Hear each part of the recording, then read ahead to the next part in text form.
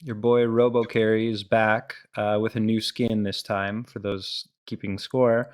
But we're talking about Valorant today and discussing how it's been from beginning in May of 2020 to where we are now. I'm joined again, as usual, by an all-star guest, a guest panelist, that is. Would you guys care to take some time to introduce yourself? Let's start with you, Brett. Yeah, thanks, Kerry. Good to be here. Brett Diamond, COO of Version 1.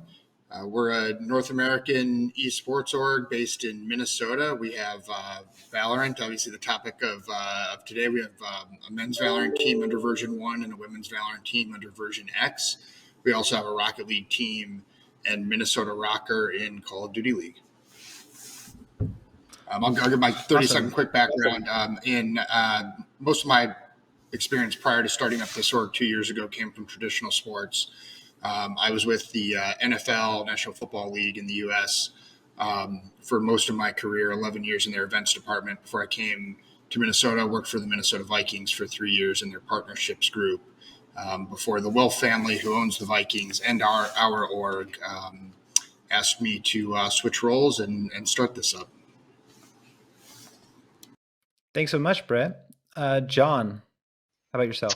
Hey, how's it going? John Fazio, CEO of Nerd Street. Nerd Street is a North American esports infrastructure business. We build esports facilities and amateur to path to pro tournaments. I've been in the industry almost 20 years now. Started in internet cafes, working as a network technician and helping set up the tech behind tournaments. And 20 years later, here we are, helping build the infrastructure for esports in America. Thanks, John. And last but not least, Karagii. Hi, Kerry, and everyone. I'm Karagii, and I'm a content creator for T1 Esports. We're based in South Korea, and we compete in a wide variety of games. But yeah, we have a competitive team competing in Valorant, and my main stream game is Valorant. So yeah. So we have a real transatlantic panel here, coming from Minneapolis to Philadelphia to London, and myself based in Amsterdam. And also Valorant is also very large across the world. As Karagii said, based in South Korea, T1 fields a Valorant team as well. To kick us off, I would like to ask and hear from each of you what originally interested you in getting involved in Valorant as it debuted with the sort of the streamer model of early access, and then really building that hype, and then eventually announcing Valorant Esports as well. Karagii, let's start with you. So what interested me in Valorant was that it was a new FPS game. So before Valorant, I was pretty much playing solely Overwatch, and then I switched over to a bit of CS:GO. But what Valorant stood out to me because it was a mixture of both, using abilities and the slow tactical FPS of CS:GO.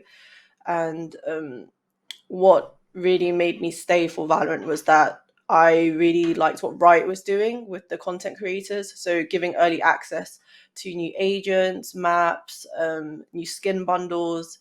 And just by doing so, we could kind of, create more hype over the stream, and also give our communities more insight about the game. And early access is always pretty hype as well. So that's pretty much what made me stay for Valorant. And of course, the VCT Game Changers. So what Riot's doing for women in gaming, more exposure. It was nothing like that in comparison to other games that I've played. So I'm definitely very passionate about just the diversity and the exposure that's going into that.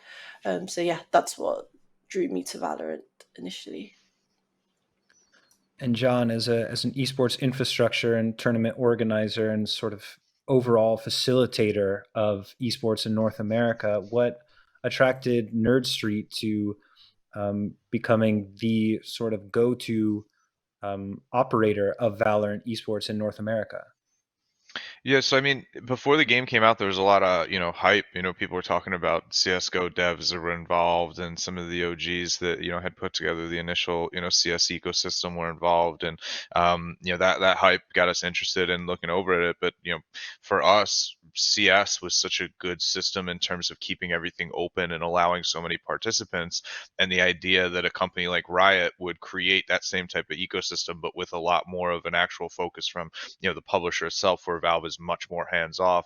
That was really exciting to have a publisher all in. And Riot more or less has been an esports company since day one, right? League of Legends was a esports game, for lack of a better categorization there. And so having them come and invest with that mentality of esports first was really exciting to hear that was coming. So we jumped out right ahead as soon as we could. And the Ignition series that launched at the beginning of game release, we ran FaZe Clan's Ignition and T1's Ignition, and got a chance to actually get involved and see the community. And I think it's been everything we hoped for. It's had that same sort of openness that we get from CS, but with a lot more attention from the publishers, a lot more, focus on creating higher quality content and better content sharing opportunities. The entirety of, Game Changers and what came before that, and the diversity initiatives, that's the kind of support we want to see from publishers.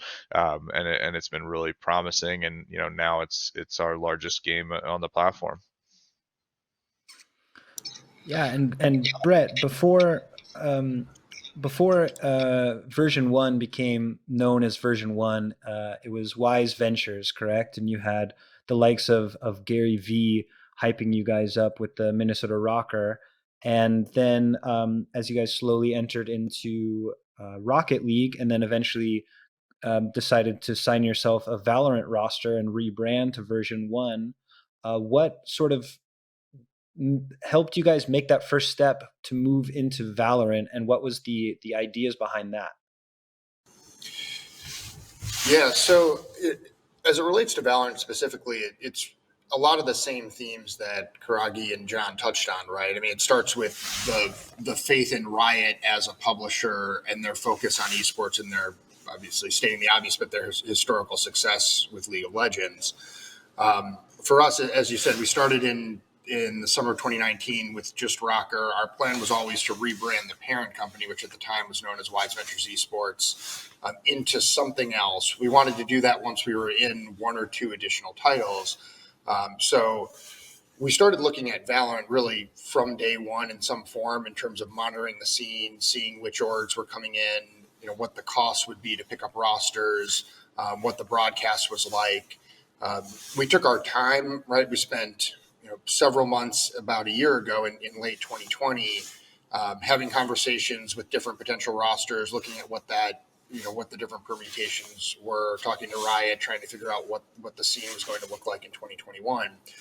We were fortunate late in the year to have an opportunity to sign a couple of guys from the former Chaos roster, former Chaos Counter-Strike roster, and there was a lot of movement coming in. Obviously, a lot of those guys are now playing for Cloud9 this week. But when the right opportunity came along, we wanted to be in a position to jump at it. So we actually got into Valorant later than a lot of the orgs that are currently in the scene. But we had spent almost the entirety since the game had come out in the spring of 2020, monitoring and looking for that right opportunity to jump in. And it's clearly been the right move for us as an organization.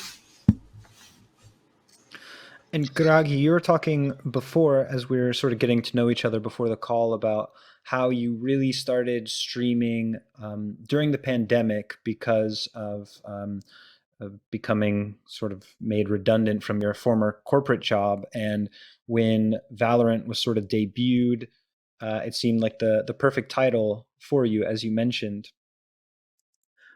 But I'm curious to hear what as a streamer, and having watched a few streams and been streaming something, what attracts you to Valorant, not only as a game, but as a product, and also with the involvement that it generates for you with the community, not only the general Valorant community, but your community as a streamer?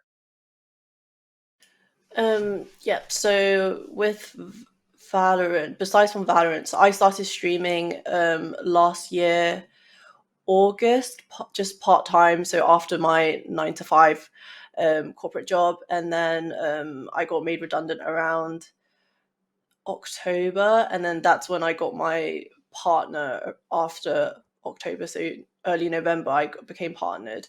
So I decided to just dive into streaming because I wanted to push myself out of my comfort zone and just socialize a little bit more.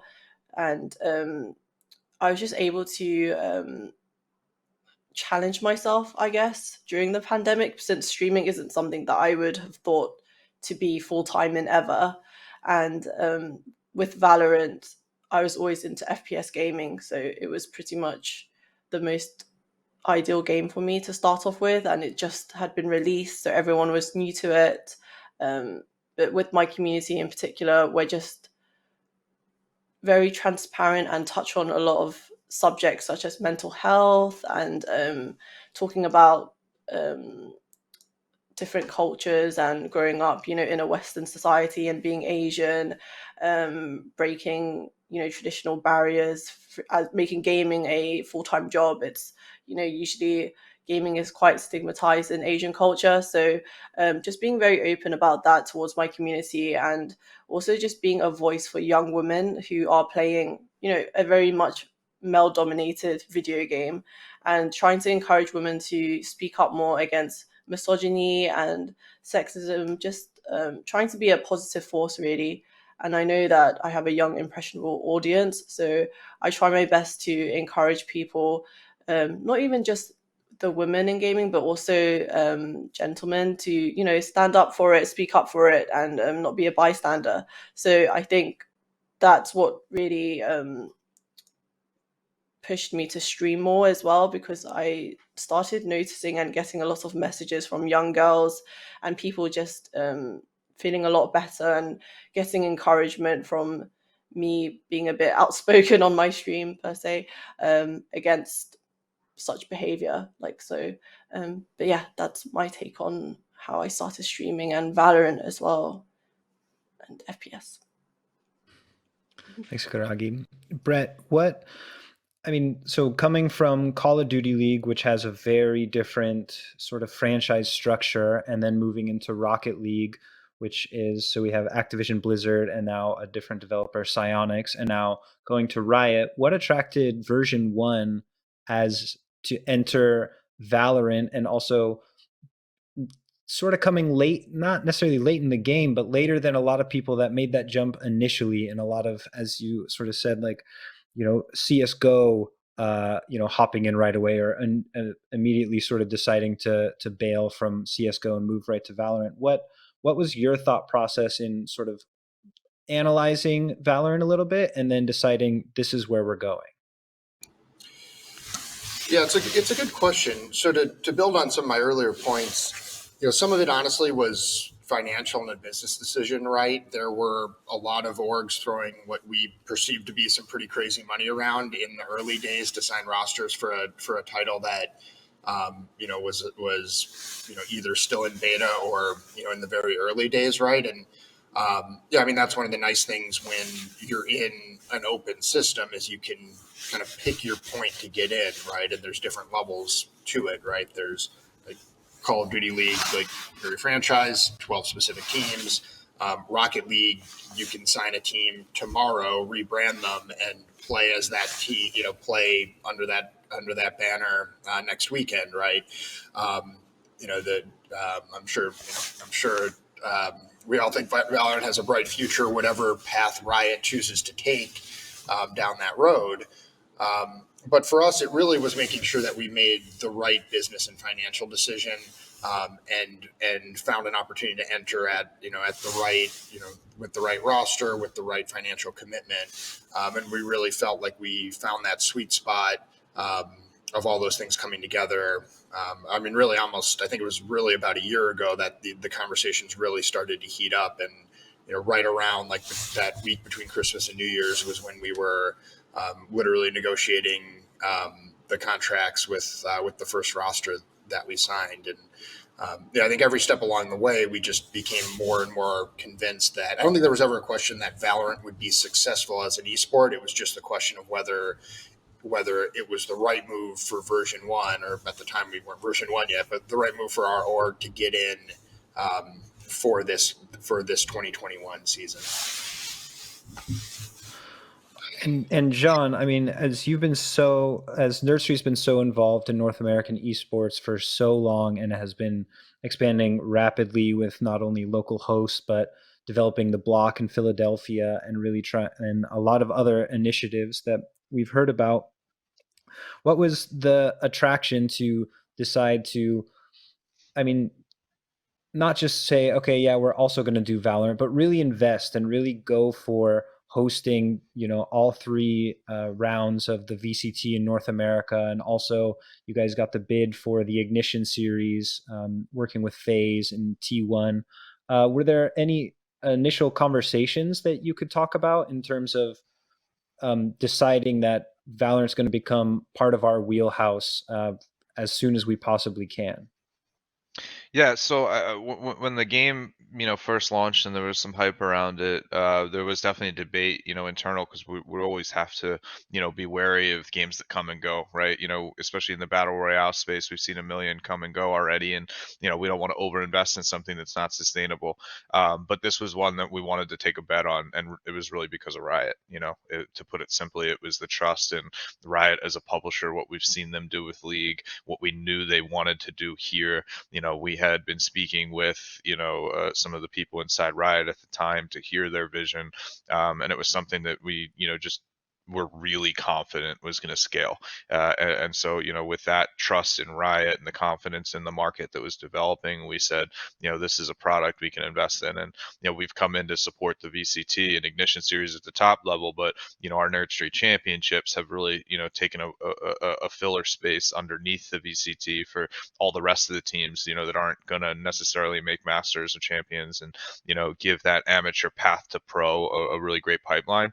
And it's been incredibly rewarding to see, at this point, I think dozens of players who started playing in our, amateur tournaments that are now signed on pro teams, that, either got their talent showcase, got picked up on a pro roster, or had a chance to compete. So I think what was most appealing was absolutely Riot, on the game itself.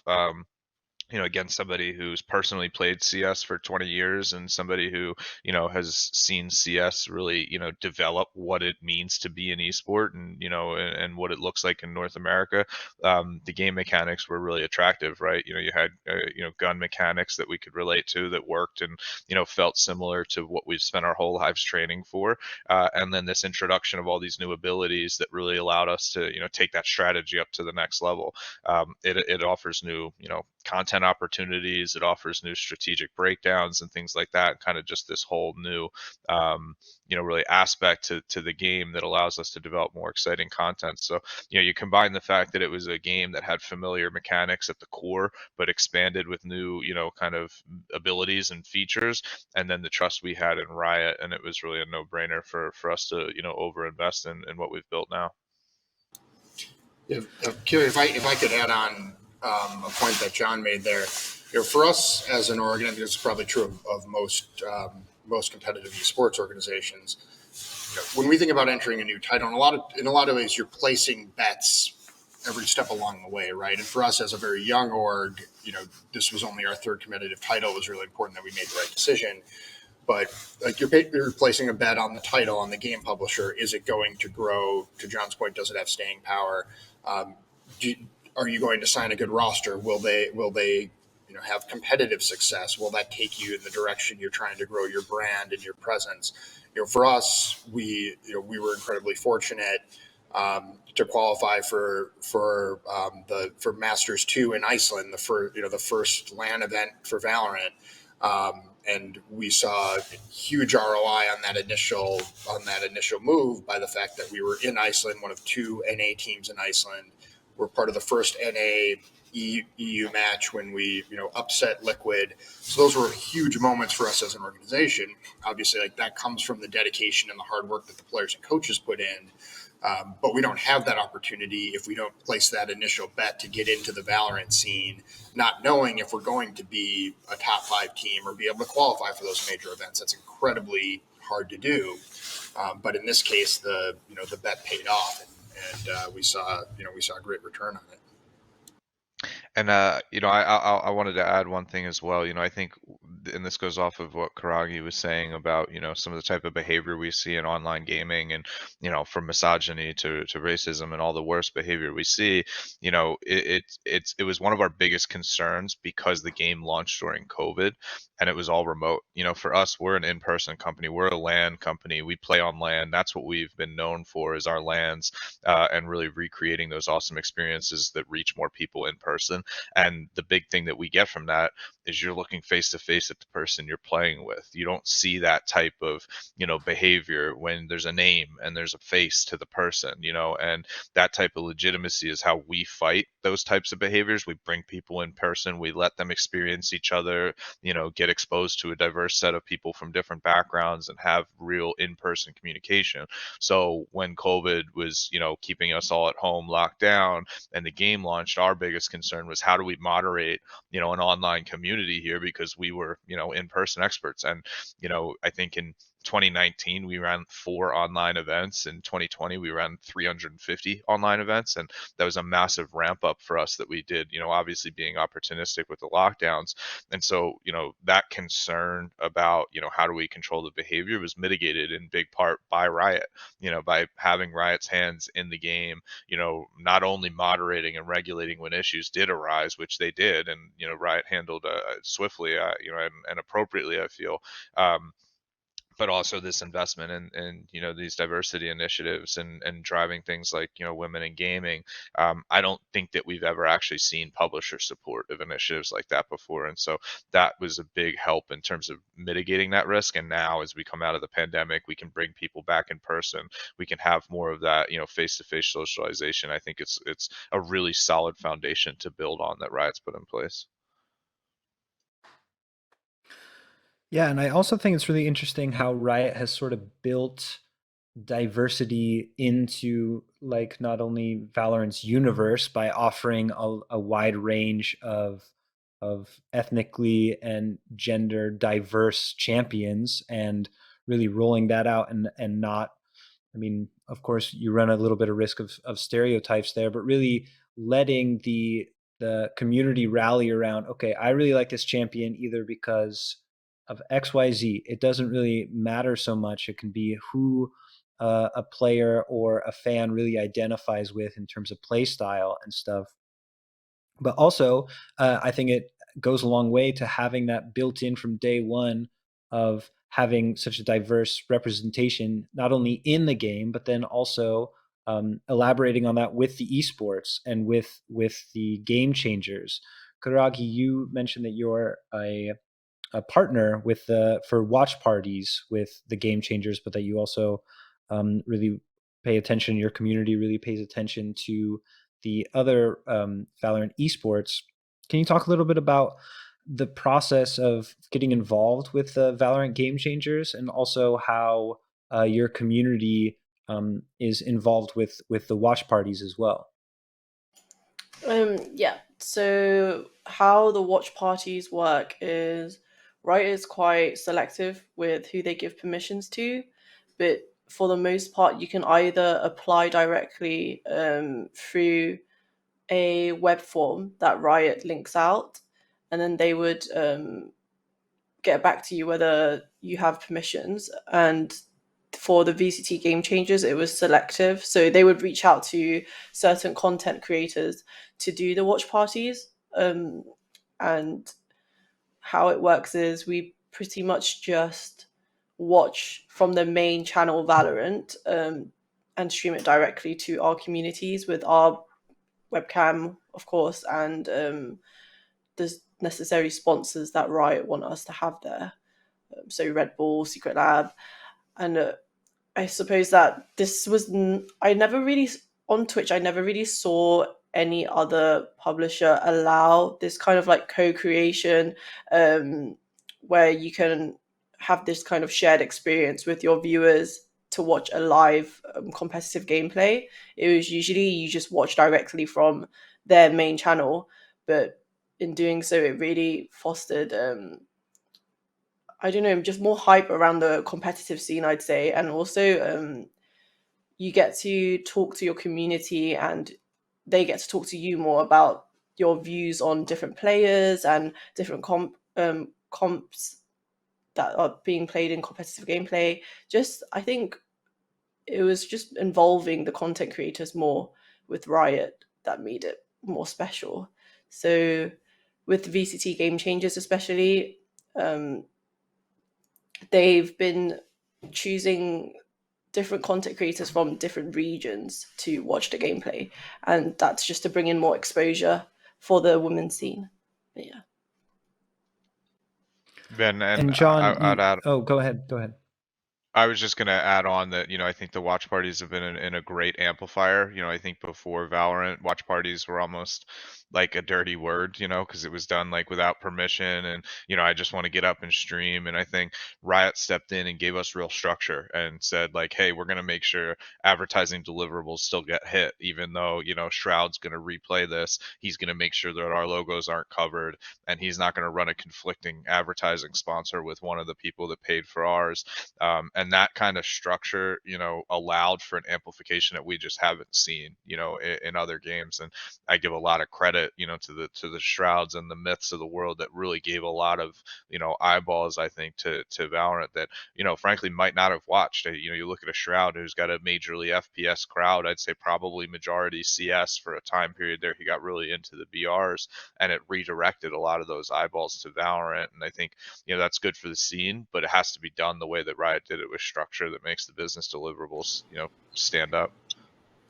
And I'll add to that. One of the high points for us when we were in Iceland was, like, I remember being backstage and watching Shroud stream and hearing him like hype up our version 1. He'd probably never heard of version 1 before, before the qualifiers for Iceland. So that was a huge opportunity. If I could build on a point Karagii made about Game Changers, and we keep coming back to Riot's commitment in those areas. From an org perspective, with Game Changers, they've created a framework where it makes business sense for an organization to create a women's Valorant team, and that's the importance of that can't be understated, right? For us, diversity is a really important part of who we are as an organization. From a gender perspective, we're about a 50-50 split. We actually have more women on our staff than we do men, and our leadership team is 60% women. But at the same time, like, there are a lot of things we do that are in support of that. We have our Visionaries program, which is a tournament platform and a Discord community for women gamers.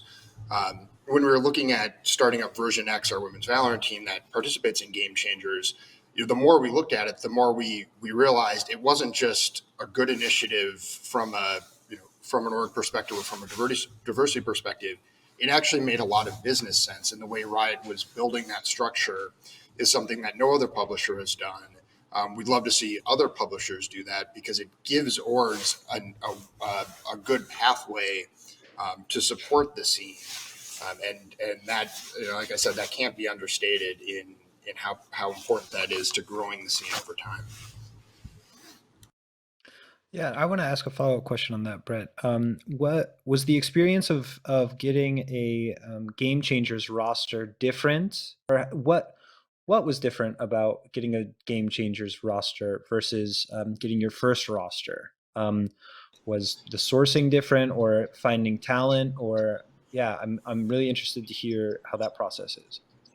Yeah, what's sort of funny, Kerry, is it really wasn't that different for us when we look at it, big picture. We went through the same process we do when we're looking at entering any new title or signing any new team. And I will say the first thing that our players on Version X will say is they're not just a Game Changers roster, right? They intend to play, and they do play in multiple tournaments that have both gender rosters, and if next season is a pure open system, they'll participate in that as well. And Cloud9 White in particular has made won some serious matches and had some impressive performances in those VCT Challengers Open brackets. But to answer your question, we really went through it.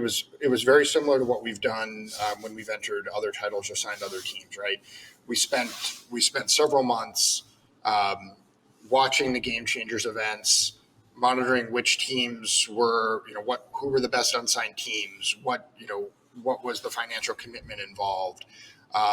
We talked about two things internally before we took that step. One was just like the gut check of looking ourselves in the mirror and saying, okay, if we're only going to take this step if we're ready to support this team at the same level that we support our other teams.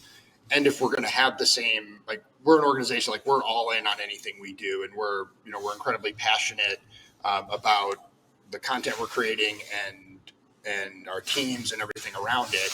And we said, if we're not going to be just as passionate about watching this team play as we are the men's VALORANT team or our Rocket League team or our Call of Duty team, this isn't the right move for us as an organization. And so we had a lot of discussions internally. We kind of passed it made sense, just that gut check that I mentioned. It made sense from a business standpoint as we thought about what it meant from a brand perspective, from a potential partnership and sponsor perspective. And then we had conversations that mirrored the conversations we have, with any players we're looking to sign. Some teams were represented by agents, some weren't. Had a lot of conversations. At the end of the day, we signed a roster that we're really excited about. They've actually moved to Minnesota, so to earlier points have been made. It's important that it was important to us that their compensation was such that they could quit their day jobs, focus on being full-time competitors. They've moved to Minnesota. We provide housing for them in Minnesota, just like we offer to our other teams. They come into our headquarters every day and they practice here and they train here and they have access to the same resources as an organization that all of our teams have access to. And that's been really our what we've been looking to create from day one, is just a structure that's supportive of our players and of what we're looking to build across the board. Awesome to hear.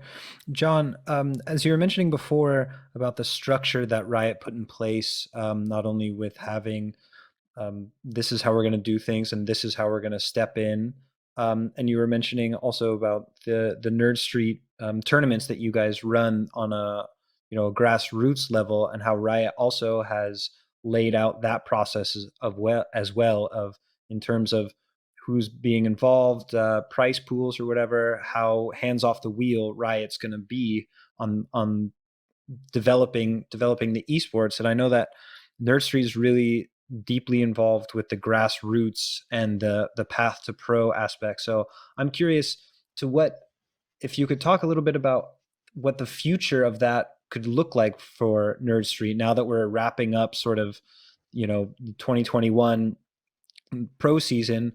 What can we expect, not only coming from Nerd Street, but what you think the VALORANT esports is heading towards? Yeah, sure. So I mean, it's hard to strike that balance between quality assurance of your ecosystem and also letting it be open, right? Because you want it to be open. You want to incentivize third parties to come in and invest their dollars into building this ecosystem, but you also don't want to remove all the guardrails and then have people out there with brand sponsors that hurt the integrity of your sponsorships or your placement and stuff like that. So I think they've done a really good job of providing a process that makes it clear anybody can apply to get a license, anybody can run a tournament. There are community licenses where anybody can run an event that fits within those guidelines. I think that they've been very clear. I think that they've been very helpful in working with the people that want licenses. We've seen individual teams, we've seen networks, we've seen other groups come in and run their own events. They've been licensed. There's been coordination. We're not, scheduling overlap. And I think that's one of the issues when you have a totally open ecosystem like CS, is, anybody, would be familiar with, is overlap. You get utter chaos where there's 5 CS tournaments in the same weekend because there is no publisher determining who can and can't run the event that weekend. With Valorant, that schedule, that kind of hands-on approach means that we're gonna be scheduled around each other. We're gonna really allow each other to succeed here, and I think they've definitely struck a really good balance there. Moving forward, what does it mean for us? It's LAN. It's getting in person. In 2 weekends, we have our first Valorant LAN happening in Fullerton, California, and Philadelphia. That we'll have 16 to 32 teams in each place playing in person, with the winners getting a chance to play coast to coast against each other. I think Fullerton's almost already sold out, and Philadelphia is closing quickly. We've seen just a ton of excitement around people who want to come out and be on LAN for Valorant, and a lot of those customers were our customers that used to play CS, and now are moved on to competing in Valorant, or maybe even play both, and they've been used to the LANs that we provide in CS and have been excited and demanding those for Valorant. So for us, that's the most important piece. For the ecosystem itself, I think that it's no secret that Riot is evolving and learning from what they're doing, and so I think they'll continue to iterate on what that pro system looks like. How they control the top, I think, is to be determined, but I think they've set really good precedent for what's going to happen below the top in terms of keeping it open, in terms of allowing third parties to come in and invest. So I think that over the next couple of years, we'll start to see some other properties emerge. Right now there's VCT, there's our summer championships, there's some of the other really good series like the Pittsburgh Knights and what they do, and I think we're going to start to see those properties develop a little more. We'll see a few more more kind of diverse set of competitions and properties develop over the next couple of years. What Riot does at the top, to be determined, but I'm confident they'll continue iterating and improving there. Awesome. Oh, go ahead, please. Oh, sorry. Yeah, I was just going to add to what John was saying. I definitely think that Riot is just in such good open communication with the community itself as well. They're constantly asking for feedback on what we want to see and how we want tournaments to plan out as well, because I remember right after VCT Game Changers, they introduced a new format where it was going to be mixed gender teams, and there was a bit of uproar about that because it took away the spotlight from Game Changers, and women actually being able to compete now in competitively. So they listened to us and they scrapped that whole format between mixed gender teams, and they said they wanted to focus more on Game Changers and give the women the spotlight that they deserve in competitive gaming. So yeah, and also with the whole licensing and allowing people to run tournaments, I think by doing that, they definitely allow a lot more newer and fresher faces into the scene as well, so that we there's not just the big names that have already been in CSGO throughout the years and they're coming over to Valorant, but also a lot of new talent as well that's being able to showcase through these different tournaments. So yeah, that's my take on it. Yeah, awesome. We have just a little bit over 5 minutes. So audience, if you have any questions, now is the time to send them. But unless someone puts one in there, I just want to posit to you guys my last question, and we'll start with you, Karagii.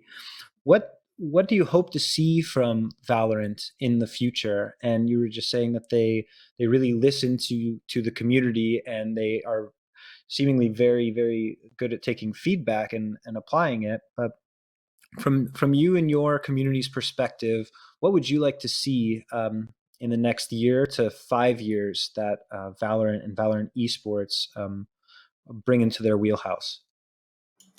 What I would like to see is, of course, LAN for Game Changers. I think that would be amazing, and to see the NA region versus EMEA, particularly, but also more LANs, and they recently introduced Arcane, and I think they're going to come out with something like so explosive and cool with Valorant. I mean, they already released some a music video trailer for Valorant for the champions, and it was so like mind blowing. My community and I loved it so much. So I think in the future they'll probably look into going into like more entertainment and down that route. So that's something I am really looking forward to. And of course, more watch parties for content creators. Yeah. Yeah, cool. John, Yeah, and what are you looking forward you know, to? from my perspective, I think one thing we forgot to, we left out here is that, there's so many comparisons to CS and the long history there, but CS is a mature rated game where Valorant got, I think it's like I don't even know what the rating system is anymore, but it's not mature. It's, it's teen oriented. And I think that has some big implications in college and high school usage, as we're seeing a lot of the younger, age gamers, really attracted to this space. And there's a more feasible way to distribute it. But I think, and this is our mission in esports as a whole, I think what often gets lost in translation as we talk about all the excitement of these scenes and whatnot is that if you're playing Valorant right now, you're of some level of privilege. You have a computer at home, you have internet at home, you're able to afford that, where the majority of our country unfortunately doesn't find themselves in that position. And we found out during the pandemic, we found out during COVID, that despite school districts like Philadelphia, Detroit, and LA that gave their kids laptops, every student a laptop, half of them didn't have internet, broadband internet at home to actually connect to the learning, let alone play video games, right? And so our market is like a very, very small sliver of the potential market that could be playing. We talk about, 2.8 billion gamers on the planet. Esports is like maybe 30 million. It's a very small category of people who are actually able to compete, because you need that highest end equipment, where most people playing from a phone, playing from an older console, playing on an older PC, maybe without internet, maybe playing single player games because they're not exposed to the resources they need for multiplayer. And so I think when we talk about this growing and the excitement, I think the accessibility piece is what we have to fix. You've got, 12,000 high schools across the country that all just created varsity or club esports programs, but only a handful of kids have the computers needed to play. That's not, reaching the potential. If we want, esports to be the great equalizer that traditional sports have been, sending kids to college regardless of their upbringing and background, we're going to have to fix that access problem. So, I've heard, a lot of support from Riot coming out of the pandemic and the lockdowns to focus on LAN. And yes, LAN is great because it's social, we're face to face, there's all these great benefits, but what's most important is LAN means, we're all playing on the same equipment, we're all equal opportunity here. And it doesn't matter if you can afford, the best possible computer, you're going to come in and play on the best possible computer right next to, the T1, players who are used to playing on top tier pros. The new amateur who just, put together a 5-person pug gets to play on the same equipment. And I think that equalizer is really important to actually expanding this marketplace, opening it up to everybody and seeing it reach its full potential. So I'm most excited, as Karagii said, for LAN here, but, for multiple reasons. And I really want to see the actual player base, exponentially expand and reach more people. Our North Philly facility is, in a little bit of a tough neighborhood. And we have kids come in who see Valorant on the screen and they go, what's that? They've never even played a PC game. And now we've got 3 or 4 different teams that have self-organized in North Philly where the kids come in and play in our center, otherwise wouldn't have access. That type of, reach and expansion, I think, is what excites me most about what's coming in the future. No, great point. I myself am on a Mac, so I only get a foam at the mouth when I'm watching Valorant, because hopefully someday I'll be able to play, at the very least, Valorant Mobile. Fingers crossed when that comes out. I don't know if I'll be any good, but Brett, what are you looking forward to in Valorant? Yeah, Valorant Mobile, I'm pretty interested to see what happens. I honestly don't know anything more than I read in the tabloids, but that's pretty exciting. But I will definitely agree with Karagi's point on. Would love to see a Game Changers LAN in 2022. That's something that we as an org would be really excited to be a part of. I think the one thing that we'd love to see is, and this sort of gets to some of the points John made earlier. You have to find the right structure from a broadcast perspective, but more exposure from a broadcast perspective for teams that don't crack the top 16. Right, like we were fortunate that our team by the second split was a top 5 team in NA, but we were worried in the first stage that we weren't going, if we were in that 16 to 32 range or hovering around 16. where not every match is on broadcast or on stream, that we might not get a ton of exposure. So we're obviously confident we'll continue to be a top 8, top 6 org in 2022. But that's something that we're thinking a lot about, and we're hoping to see more opportunities for more teams to be on stream, in those earlier rounds. So my coach yells at me when I say that and says he doesn't want us on stream in like the round of 64. Going beating a team like 12-1 twice or 13-1 twice. So we'll see. Well, if Riot is listening to this panel as closely as they listen to the community, they know that the people want Game Changers LAN. And that wraps up this panel, guys. Thanks so much for joining us. And to attendees of ESI Digital Winter, don't go anywhere, because after this, we have a panel on Smite Esports, seemingly coming back from the dead. Thanks so much, everyone. And we'll see you next time.